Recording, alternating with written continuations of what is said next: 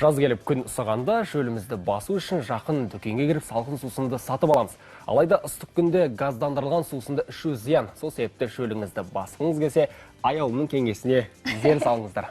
Бұл менің емес, енді мамандардың кеңесі. Ыстық күнде шөліңізді басқыңыз келсе, суды не шайды ішкісі келмейтіндер үшін қызанақ шырынын ішу керек екен. Тәтті шырын шөліңізді бірден басады. Кеңестер топтамасын жалғастырамыз. Әсіресе қыздар қауым үшін дастарханды әдемі етіп жаюдың қыр-сырларын келесі материалдан көріңіздер. Қайырлы таң, құрметті көрермендер. Бүгінгі күндеріңізге сәттілік тілей отырып, мен сіздермен шұжықтар мен ірімшікті әсемдеу жолдарын көрсетемін. Бірінші мен үлкен шұжығымды алып, жұқалап тураймын.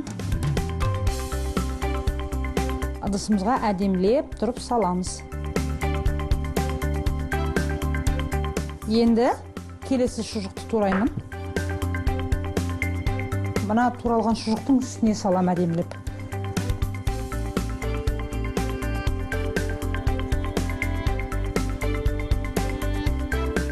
Ірімшікті үшбұрышты қылып тураймыз.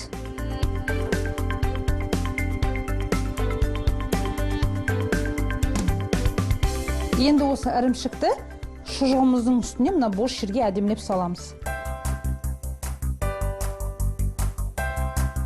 Енді қызанақты гүл тәріздес етіп тураймын.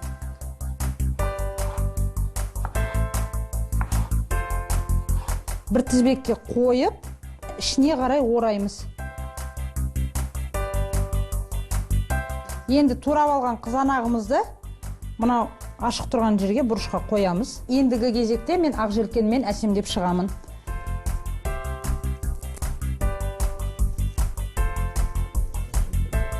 Мінекей, құрметті көрермен, мен әсемдеу жолдарын сіздермен бөліскен болатынмын. Үйлеріңізден қонақ үзілмесін, жақындарыңызды қуанта беріңіздер, барлықтарыңызға ас болсын.